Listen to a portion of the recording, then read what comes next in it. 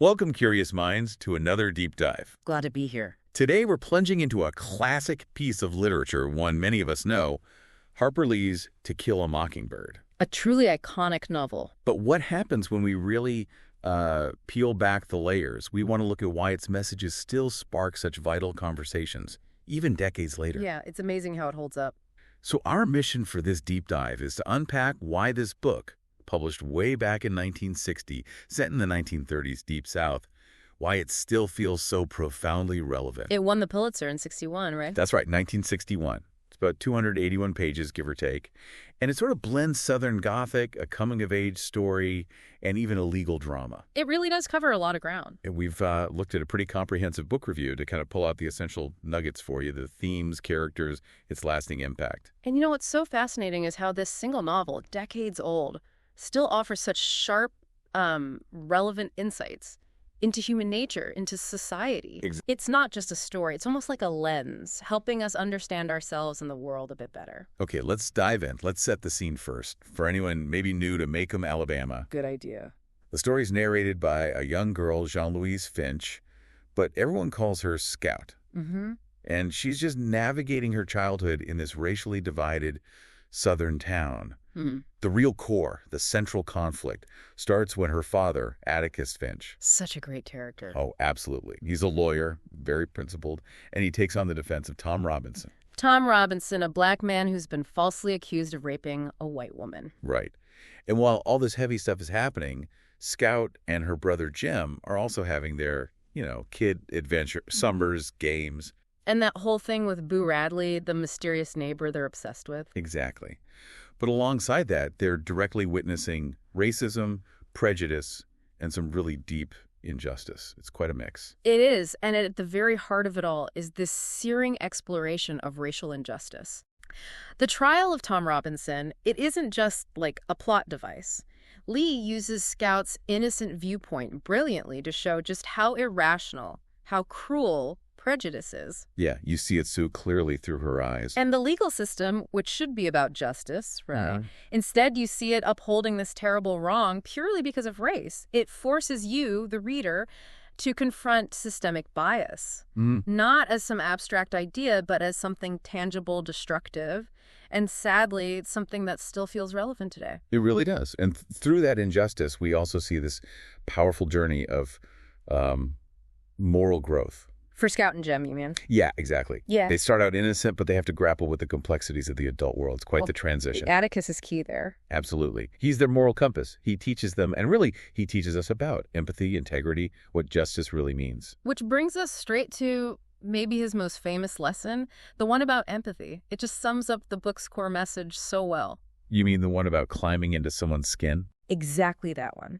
You never really understand a person until you consider things from his point of view, until you climb into his skin and walk around in it. It's such a powerful image. It is. And what's crucial is it's not just about understanding Tom Robinson.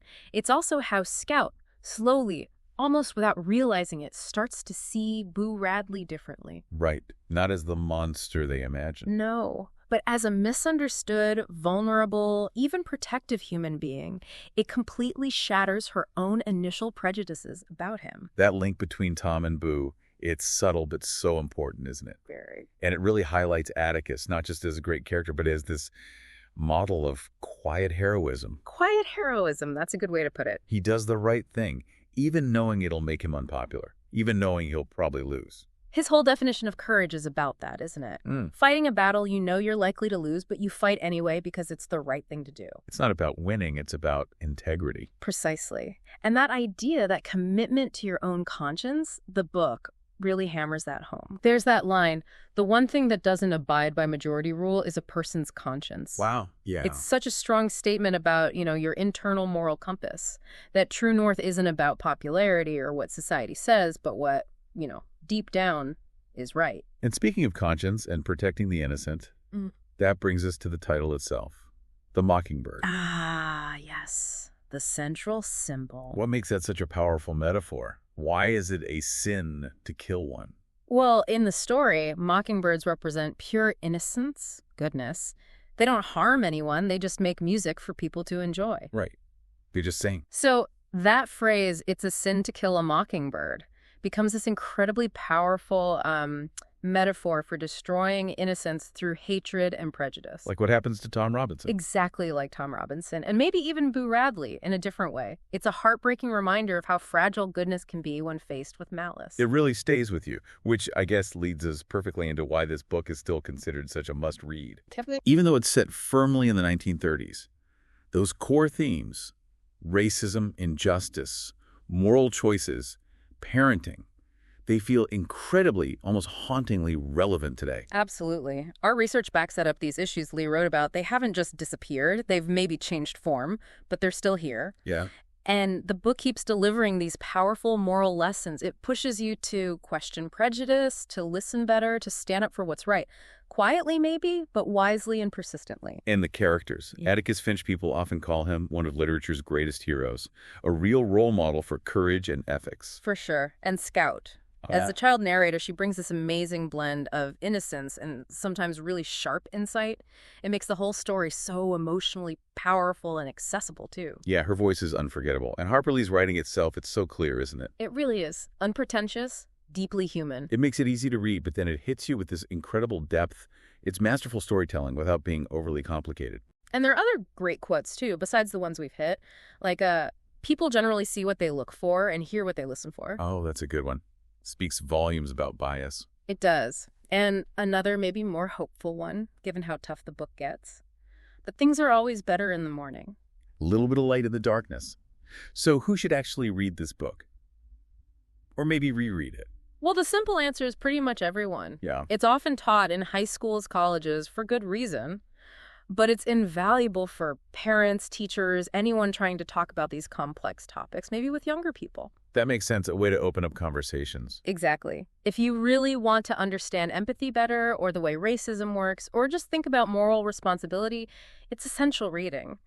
Plus, fans of courtroom drama or really character-driven stories will love it. Okay, but we should probably also touch on the criticisms, right? Mm-hmm. It's not without controversy. No, that's true. And it's important to acknowledge that. Some critics argue it presents a kind of white savior narrative with Atticus. Right, I've heard that. Or that perhaps it oversimplifies some really complex racial dynamics of the time. Which is a valid discussion to have around the book, absolutely. It is. But I think it's fair to balance that by saying that most people agree it's a crucial stepping stone. A starting point. Yes, exactly. A stepping stone towards deeper awareness. It's still widely seen as essential reading for developing, a moral consciousness. It opens doors for conversations, especially for younger readers, about difficult truths. So, wrapping things up, Mm-hmm. our final verdict on To Kill a Mockingbird. I think the description of it being like a mirror is pretty accurate. The mirror. Interesting. Yeah, more than just a novel. And maybe that's the thought to leave everyone with today. This book isn't just about the past. It reflects who we are, what we value, maybe what we should strive to be. Mm-hmm. It teaches that being good isn't always the same as being popular or accepted. And that your conscience might not line up neatly with the law. Right. Ultimately, To Kill a Mockingbird, it moves you. It makes you grow up a little, maybe, and it definitely makes you think. And that's why, really, it remains a must-read for every single generation. Yeah.